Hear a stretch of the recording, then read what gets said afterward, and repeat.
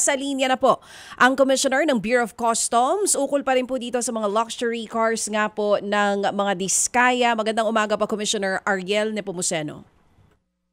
Good morning po, Ma'am DJ. Manong Ted, good morning po. Sa Good ating morning. mga babae, magandang. Good morning po as usual, Commissioner. Thank you po for being on the show. Commissioner, kagabi po nag-anunsyo kayo na 7 po sa mga luxury vehicles ng Diskaya family ang na-turn over na po sa inyong opisina. Tapos may sinasabi din po na may 3 pa na nasa service centers daw. So sa ngayon, yung pong 12 cars na nasa search warrant po ng BOC, lahat po accounted na, tama po ba? Tama po yan. 12 po yun. At may 2 po kasi tayong dinatnan kahapon na hindi kasama sa search warrant. Kaya 14 po yung kontrolado na po natin, nasa kustudiya na po natin. Oo. Paano po nangyari, Commissioner? Pwede po ba namin malaman? Ito po mga sasakyan, yung nauna po kasing search warrant, nakausap po namin sa BOC kahapon, ang sinasabi, hindi nga raw po mahanap yung iba sa 12 cars. Ito po ba kusang sinurrender po ng mga Diskaya o ang BOC po mismo ang nakahanap dun sa mga sasakyan? Tama po. Ang dinatnan po natin yun, yung 2 lang po, yung nasa search warrant, may 2 hindi kasama. So, kinontrol na natin ng BOC yan. Ngayon, ang Diskaya family po mismo, mabuti naman, tumugon sila doon sa aking panawagan sa kanila. Actually, babala naman po yun. Na talagang mahuhuli naman po natin yan. Dahil nakikipagtulungan na po kami sa ang HPG, ang Highway Patrol Group sa amin. Kaya nung mga bandang gabi na, buti naman pusa naman po nilang pinadala na po dun sa compound yung natitira pong mga nasa listahan ng subject po ng search warrant. Maigi na rin po yun. Ngayon, meron naman silang pagkakataon na ibigay sa amin po yung kanilang mga dokumento kung talagang naniniwala sila yan nagbayad ng tama at wala silang nilabag dun sa mga provision ng anti-smuggling law po natin. Yan naman po very objective at professional naman po namin titingnan yan. Kung talaga po wala ngayon, kaya lang sinasabi naman din nila na yan daw binili daw nila sa mga dealers. So titingnan din po natin yan. Meron pang pagkakataon para sipatin po na todo po yung mga dokumento po nila. Commissioner, dun po kasi sa search warrant, 12 cars po, di ba po, ang kasama. Pero ngayon, binabanggit nyo, even yung 2 cars ng mga Diskaya na hindi po kasama sa search warrant, nasa pangangalaga na din po ngayon ng BOC. Bakit po naisama yung 2 pang ibang sasakyan?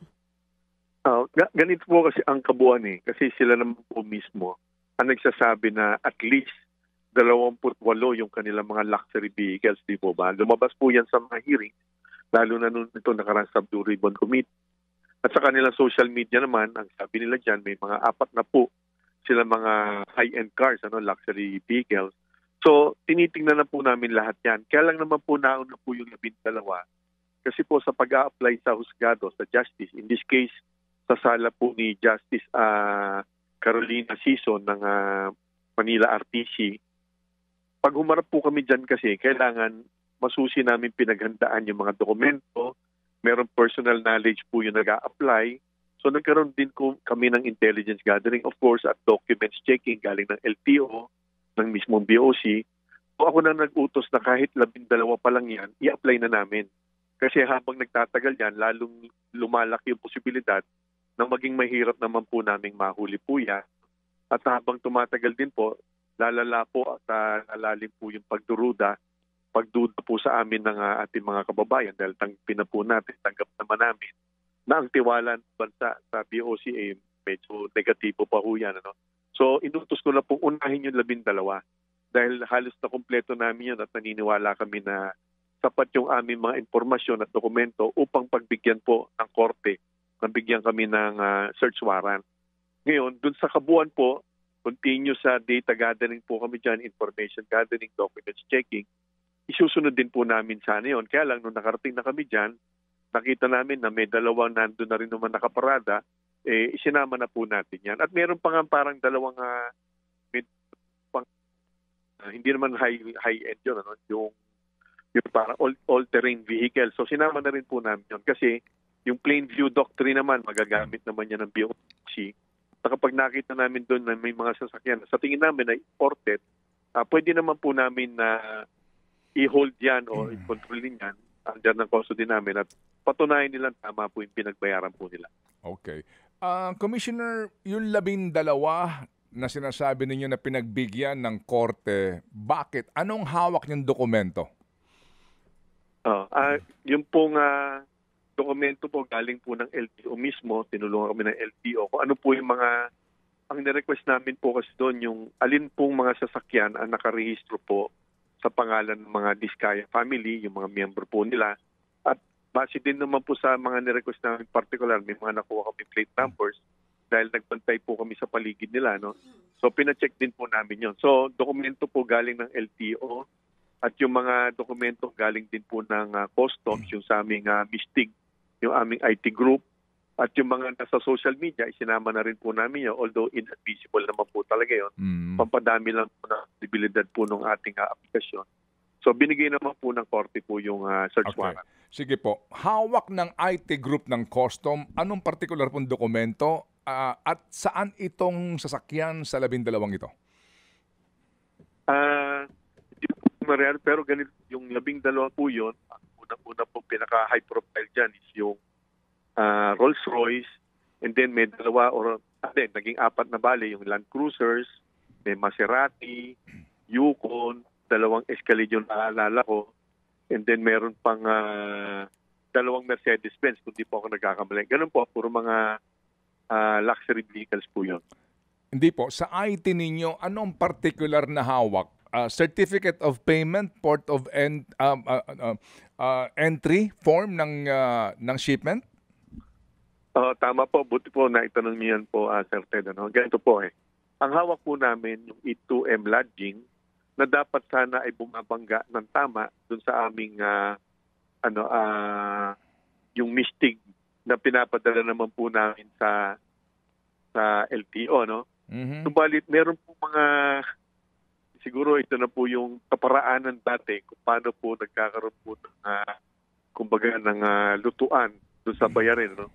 Meron po mga ilang sasakyan po doon, wala po doon sa aming MISTIG data, no? Yung pong pinaka-basehan po ng CP papuntang LTO. Okay. Kaya ito po hindi ho ito manong magtatapos talaga po dyan sa bayaran, no? Titignan ko rin po sa loob ng BOC mga discrepancies po doon sa mga dokumento po. Sige, ganito Commissioner, kung mamarapatin po ninyo para mas maintindihan ng taong bayan ito pinag-uusapan natin at kung gaano ka-importante ito, no? Itong isyong ito. Lalo pa ho at mangungutang ang gobyerno ho na naman dahil daw po kulang ang ating pera para ho sa mga proyekto ng gobyerno. Opo. Itong 12 ito, itong Rolls-Royce at ang mga mamahalin na mga G-Class na Mercedes-Benz, no? Ito yung kulay pula at kulay itim dito, na sinasabi nga po ng mga nagkokoleksyon ng kotse ay mga hindi bababa po sa mga 30 million ang isa niyan. Ano ho? Ngayon, itong mga otong ito kaninyo, walang entry record sa customs. Meron po sa A2M entries, ang wala po medyo pinagbabasihan po na. Medyo po kayo po kayo po yung nagtsachapi. Opo. Meron siya sa A2M, pumasok po ito? Sa A2M meron. Ang pinagtataka ko lang po, bakit wala po doon sa MISTIG na siya naman pinagbabasihan po ano talaga yung pinagbayaran po. Na siya pinagbasihan na po na sana post-binance certificate of payment. So, kung ginawan po ito ng, kumbaga, ng kalokohan, yan po ang usual system po kasi base sa ulat sa akin, ang maglalunch sa A2M, pagdating sa MISTIG, hindi ko po muna pinagbibintangan ng mga kasama ko sa MISTIG. Ayan ay pag-uulat po sa akin. Nakapag naman po ay nilagay na sa MISTIG, dun sa aming data doon, magkakaroon ng tentative release yan, papuntang LTO po yung dokumento. Pag na-rehistro na po doon, marahil, kung talagang gagawan po ng ito yung magic, mawawala at mabubura po doon sa data. Kaya marahil, kung totoo po yan po yung maaring kadahilanan po yan. Okay. Subalit to be fair, yan po ay pag-uulat. Titingnan ko po yan. Opo, sige. Ito pong mga Rolls-Royce na ito at yung mga mamahaling Mercedes-Benz, no? Pati ho itong Escalade, ano? At saka itong mga kakaibahong Toyota na model, ang record po ninyo na meron itong on-file na certificate of payment. Management, mga ilang araw pa po para ho sigurado po ako, no? Kasi kagabi lang po tayo nagkaroon ng possession. Medyo may proseso po, titingnan natin yung VIN, lahat po yun. Ano? Okay, sige. Okay. Mga ilang araw lang po Sige, para po okay. talagang ma-check po natin. Opo. Hindi ko po hulaan Opo. kung anong dokumento po yung nawawala. Pero meron siyang conduction sticker at may plate number. So nangangahulugan na nairehistro sa LTO. Na-irehistro po. Tama po yun. Okay, sige. May sinasabi itong si Ginang Diskaya na Frebel ang isa sa mga source nila. Oho, tama po. Okay, dito po sa mga 12 coaching rito, ilan dito ang Frebel? Hindi ko pa ho alam yung eksakto po, Manong Ted. Ano? Again, ilang araw po, may eksakto ko na po yan. Kasi ang base po sa ulat, 3 po yung nagamit pong brokers or consignees po actually. No? So, titingnan po natin which is which, kung alin po sa Frebel at yung sa iba pa na iulat na nagamit po na dumudugtong po rito sa 12 na to. Ngayon, ang ginagawa po namin ngayon, yan po mga consignees na yan at brokers po na yan, tinitingnan din namin kung alin po yung dudugtong papunta ho sa Diskaya po mismo at para mabuo natin, malay ho natin, totoo pala na 4 na po. Sabi nga po ni Senator Jinggoy kahapon, sa balita naman niya, 8 po. So, titingnan po natin sa po di direction, ang magiging direction po ng pagsisiyasat namin doon sa lahat ng dugtong-dugtong na impormasyon po rito. Apo. As we speak now, ano ang estado ng Frebel bilang importer? Yun nga ho, nagulat nga po ako dahil kung yung ang pag-uulat po dyan ay na-involve na dati, kaya't kahapon po ipagpaumanin po natin. Ano? Hindi naman dahilan na bago lang po ako. No? Nung nakita ko pang, yan po ang reaction ko. Teka muna, kung ito ay naiulat na nagkaroon na ng problema dati, ba't naman nakakapag-negosyo ka?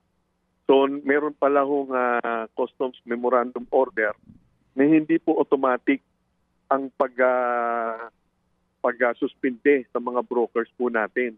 Kaya kahapon, iniutos ko na palitan na yung CMO na yan, baligtad. Dapat kapag ikaw ay na-involved sa isang problema, halimbawa, na-alerto yan at nagkaroon na ng WSD, yung seizure proceedings namin, dapat suspendido na yan. Although ginagalang ko po yung karapatan ng mga brokers na magnegosyo, kaya lang, dapat mag-ingat sila. Baliktad, dapat masuspindi muna sila at saka sila mag-appeal. Ang Frebel po ay hindi broker. Sila po ang importer. Opo. Hindi na po. Dapat po consignees, brokers at mismong importers, pag na-involve po sa isang kargamento na nagka-WSD na, lalo pa naging positibo po yung violation, dapat automatic na po yan. Pinapakita ko na po yung CMO kahapon na marahil itong araw na po, makikita ko na po yan. Opo, sige po. Kasi nga, ang sinasabi po nitong mga Diskaya, kinuha naman namin yan sa isang umano ay legitimate na car dealer. Opo, ito ho sinasabi niya, itong Frebel Import and Export Corporation. Sa ilalim ho ba ng patakaran po ng Customs, sir, ito ho bang ganito pong mga importer ng mga sasakyan na ito, kinakailangan po nakarehistro po sa inyo? Dapat po. Okay. Kasi again, kasama po yun sa dapat po nating asikasuhin yung accreditation process. Mahaba-haba pa po, Manong Ted, ang ating gagawin. Opo, pati po daw yung auto art na binabanggit niya So itong Rolls-Royce na ito, sino ang importer nito? Frebel o auto art po? Sorry po, wala pa ho sa akin yung detalyo ngayon, Manong Ted, talaga. Okay. Nakakatatlong oras pa lang ho akong tulog. Sorry po. Kasi ganito ganito po natin yan hanggang bukas po. Sige po. Kasi ganito po, para maintindihan po natin. So kung meron niyang conduction sticker, may plate number na irehistro sa LTO. Hindi ka marirehistro sa LTO kung wala kang ipipresenta na Certificate of Payment, di po ba? Okay. Tama po. Itong Certificate of Payment na ito, ang naglalabas nito, yung pong customs official na kung saan kung saan dumaan na port yung sasakyan, di po ba? Okay. And then ito pong LTO, meron kayong pamamaraan para ma-authenticate yung Certificate of Payment, di po ba? Tama po. Okay, Supposed sige. to be po. Yes, okay. Sige. So, gagaya po ng Bugatti, yun din po ang katanungan ngayon dito. So, dito po, Oo, based on doon sa kanyang certificate of payment, nakalagay kung saan itong port dumaan. Di po ba? Aha. Sino ang customs collector sa port na iyon? Yan, Aha, okay. aha. Sino ang pumirma sa certificate of payment? Alright. Sino Opo. ang dinaanan sa LTO para i-rehistro? Right? Okay. And then lalabas din po dito yung sinasabi nga na binayaran na customs duties. Okay. So, Oo. so sir, gaano ho katagal ninyo malaman ang lahat ng impormasyon na ito? Mabubuo po natin yan, Manong Ted. Bigyan niyo po ako sana ng hanggang next week. Kasi po yung aking inihintay na iniulat ko sa inyo na bagong Deputy Commissioner for RCMG, pati yung Director for Legal Services. Nagsimula po magtrabaho nito Lunes lang po. So medyo, at nung Lunes ay nauna naman po kami sa Senado po. So hindi po nagdadahilan po tayo. Bigyan po natin sila ng mahigit 1 linggo at next week papareporting na po sila sa akin. At maiulat na po natin, kasama na po yung iba pong mga naging naiulat na napakarami po, 260 plus vehicles kung ano na nangyari dyan, simula sa R33, Auto Hub, Auto Bolt, Auto, lahat po, dami po niyan. Okay, mabubuo na po natin ang story niyan, at least initial explanation until next week po. Okay, sige. So, Commissioner, ano ang assurance ngayon na walang magbubura sa computer record ninyo itong mga importasyon na ito, particularly ngayon kasi ito'y napakainit nitong mga hawak na sasakyan ng mga diskaya? Matutukoy po natin yan, Manong Ted. Matino po yung ating bagong Deputy Commissioner din po ng MISTIG. Matutukoy po natin po yan.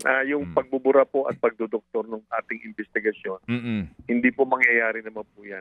Maasahan niyo po yan sa akin. Opo, sige. So sa ngayon, kung ako po ang si Diskaya, kung ako po ang nahulihan ng mga otong ito ngayon na subject nga to verification pa, at the end of the day, kapag po sinabi na ito po lamang ay maling pagbabayad ng buwis, hindi ka nagbayad ng tamang buwis, sino pagbabayarin po ninyo? Yung may possession ng kotse, ako si Diskaya, o yung importer? Ganito po, kung talaga po mapapatunayan nila na sinasabing kumbagay buyers in good faith po sila, no? Buyer in good faith sila, mapapasa po yung obligasyon na magdepensa po at pagtanggol doon po sa dealers. Kung totoo pong buyer in good faith po sila, no? Subalit makikita din naman po natin yan. Baka naman po sila ang buyer, gumamit lang naman ng consignee o ng importer sa pangalan po nila. Makikita din naman po yan. Magtuturoan din po naman yan sigurado eh. So, titingnan po natin kung saan po tutungo yung kanilang turuan po. Ano? At tapos may mga dokumento naman po tayo. Opo. Tingnan po natin yan. Ngayon po, pagdating ko kasi sa bayarin, kahit po naman po may binayaran at lumampas po sa threshold ng 20%. Ibig sabihin, yung nadaya o natipid ay mahigit sa 20% ng dapat pagbayaran, yan po ay forfeitable na. Pwede na po namin yung maportit po yan, pabor sa gobyerno po yan. Ano? So medyo may proseso po yan. Isisist ng gobyerno, no? Oo. Okay, sige. Opo. Ganito, yan po ay sa usapin ng pagbabayad ng tamang customs duties, di po ba, no? Alright. Iba po yung mga dokumento kung may mga fraudulent documents po yan. Iba po yung krimen po yan. Paano ka mag-misdeclared? Yun o, krimen na po yan dahil yan po ay smuggling na po talaga. Yan ay hindi na po kamalian sa pagbabayad at mali sa computation. Halimbawa po yung klase po nung sasakyan. Halimbawa lang po, Mercedes-Benz na model 2023 pala yan. Ang dineklara is 2020. May mga ganun pong technique po yan upang maging smuggling po yan ang ginagawa po. Ayun po ay krimen po yun. Hindi po yun kamalian sa computation. Okay, sige. That's one misdeclaration. Paano kung, yung pong, kasi di ba lalabas yan kung ano talaga ang deklarasyon niya nang dumating sa port? Opo, dapat po. Kaya kailangan po physical po talagang i-check po yan. Okay. May mga ano po yan, detalye po. Hindi lang po dokumento titingnan po natin. Opo, sige po. Kasi po, halimbawa, ito pong mga Bugatti na ito, no? Ang deklarasyon nito ay mga motorsiklo eh. Ayun. So, yung po, klaro, misdeclared, di ba? Yes, Oo, opo. yan, At talagang sobrang krimen po yan. opo. Ito hong sinasabi na ilang sasakyan dumaan umano na naman sa Port of Batangas at ang deklarasyon beef. Oo. Ito ba'y nalaman po ninyo? Bu- Buti po kayo, mukhang nauna po kayo malaman sa akin. Titingnan ko pa, Manong Ted. Opo. Kasi po, iba ang misdeklarasyon kasi nga ito'y actual na krimen na and dito po, walang areglo dito. Hindi mo pa pwedeng bayaran ito. Nahuli ko, babayaran ko na lang. Hindi ganon, di po Wala ba? po. Hindi po kaya ng penalties po yan. Yan po ay krimen na po talaga ho yan. At may mananagot po pag ganyan po talaga yung nangyari ho dyan. Opo. Malalaman po natin lahat po yan. Opo. Kapag ho ba, Commissioner, in possession ako ng Rolls-Royce o nitong mamahaling Mercedes-Benz na ito, and then lumabas po na yan ay pumasok, misdeclared, pwede ba ako mag-invoke na, hindi, binili ko yan sa Frebel binili ko sa Auto Art yan in good faith ako. Pwede ba yon? Magkakaroon din po kami ng of course, pwedeng i-invoke po yun. No? Pero yung sasakyan po, ay talagang po magkakaroon po kami ng karapatan ng pamahalaan ng BOC.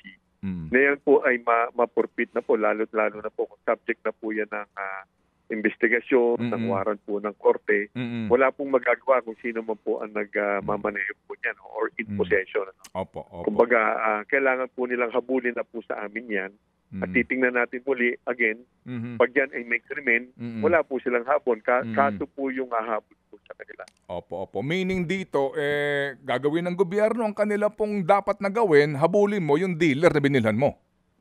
Tama po yun. No? Ganun po. Sila ho magdidemandahan po niyan pag kinakailangan. Subalit, kailangan patunayan po nila talagang buyer in good faith po sila. Hindi naman po, titignan po namin kung totoo po yun. Okay. Sige. So, alam niyo ho, nauunawaan namin kung gaano po ito katagal kasi nga hindi ho kayo din dapat magkamali. Baka kayo ma-technical, di ho ba, no? At kayo pa ang mademanda eventually. Pero, kasi po ngayon hawak ko nga itong Prevel, na Certificate of Payment. Opo. Dito ho muna sa reforma sa mga importers na ito na nasangkot na dito po sa mga gantong kontrobersya. Ano ang inyong disposisyon po, Commissioner? Kahapon po, pinag-utos ko na po sa aming Deputy Commissioner for Intelligence. Under dyan yung accreditation ho kasi. Yung RMO kasama na dyan. So, pinapatigil ko na po yung kanilang negosyo for accreditation po sa Bureau. Sila po ang mag-apela po, baliktad po. Hindi po yung kami nag-ahabol sa kanila, baliktad.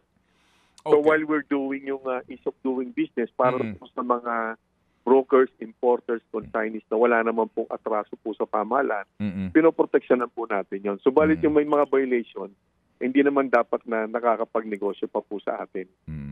Opo. Sige po. And then, Commissioner, alam ko po, na sabi nga ho ninyo, para din ho kay si Vince Dizon. Mas masipag po yan. Mas masipag. Yung walang tulog. Ako, natutulog pa ako.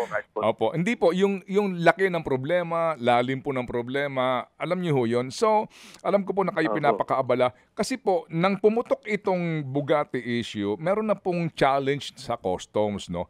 Kasi kung totoo po na gusto ho ninyong habulin ang lahat ng mga nagpapasok ng mga mamahaling kotse at napaparehistro, madali lang ho ang formula Opo, magkaroon lang po kayo ng threshold po, no, na kumbaga ng petsa ng pagsusuri sa lahat ng certificate of payments sa LTO na isunumite at i-audit yung actual po na mga dokumento at binayaran nilang kaukulang buwis, deklarasyon, para ho ninyo mahabol. Kasi kung nag-search warrant kayo sa mga diskaya, na ginawa ninyo din kasi nga napakaingay na ng balita, marami ngayon ang mga mawalang galang lang, baka may mga politikong tamaan din dito na nag-aari ng mga exotic cars na dumaan din po sa ganitong pamamaraan na hindi rin po nagbayad ng tamang customs duties at na iparehistro sa LTO.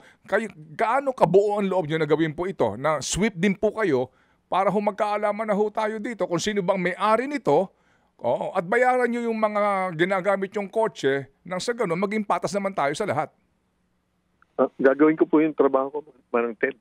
Nung tanggapin ko naman po itong katungkulan ito, tanggap ko naman na magkakaroon po tayo ng dumami po ang aking mga kaibigan bigla at dumadami rin po yung aking mga nababangga. Ready naman po tayo dyan. Hindi naman po tayo mag-hesitate gawin yung aking tungkulin po dyan. Opo, opo. Ganun po talaga eh. Kasama po sa trabaho po natin yan.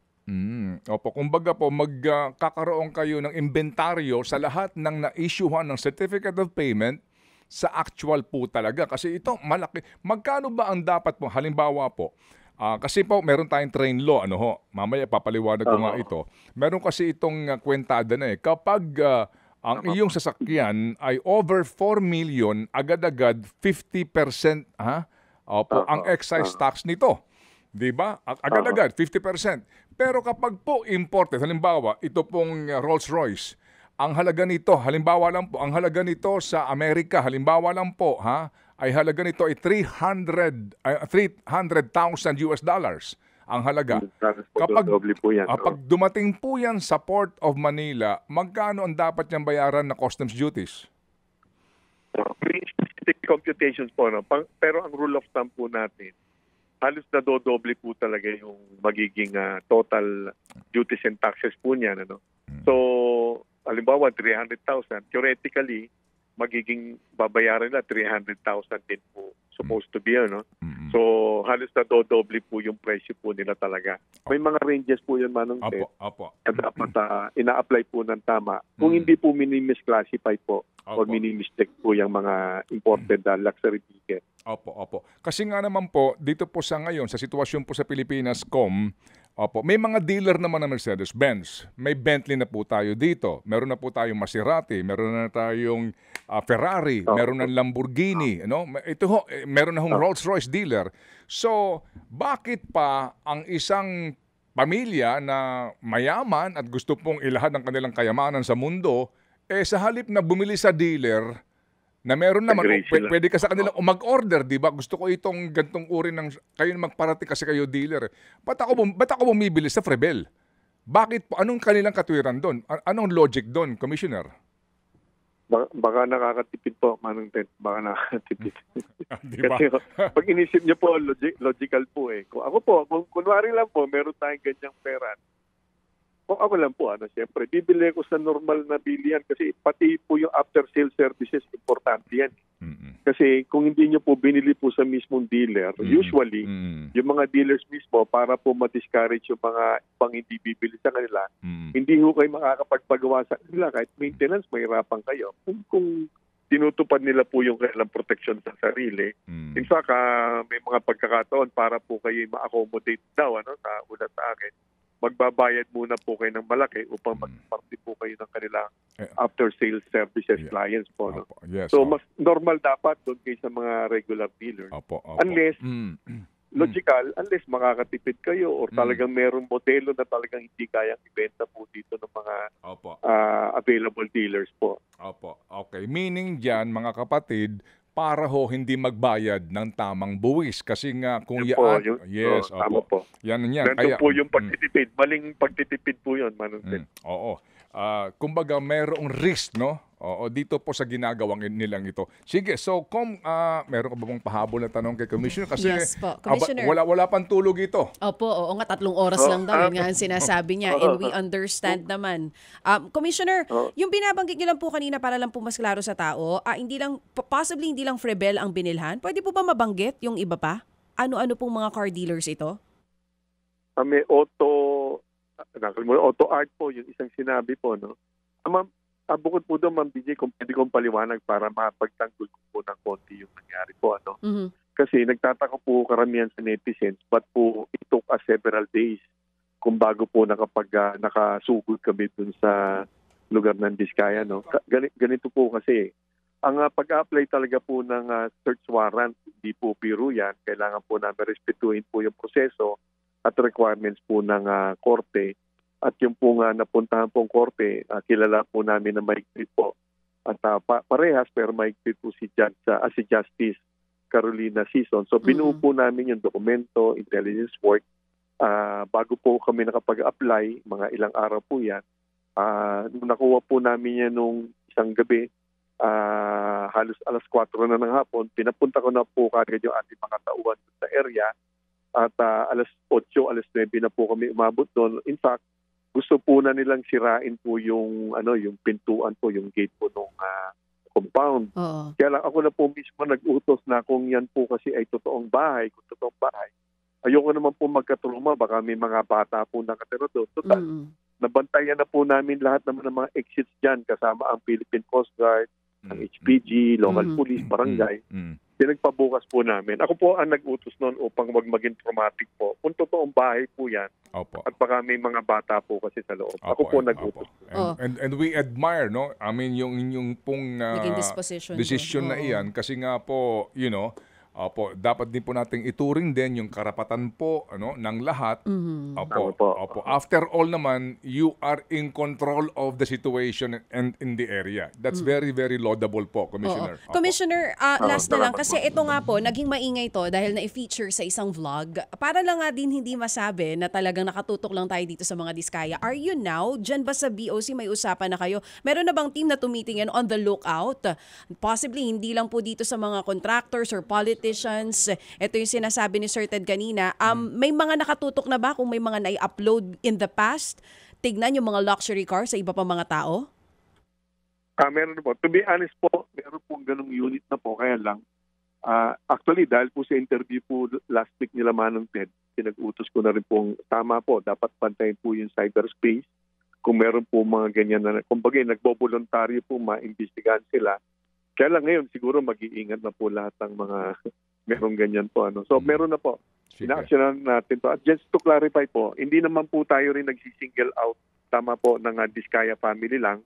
Ang utos po sa amin ni Pangulong Bongbong at idinaan po yan kay Secretary Ralph Recto. Ako at si Commissioner Jun Lumagi.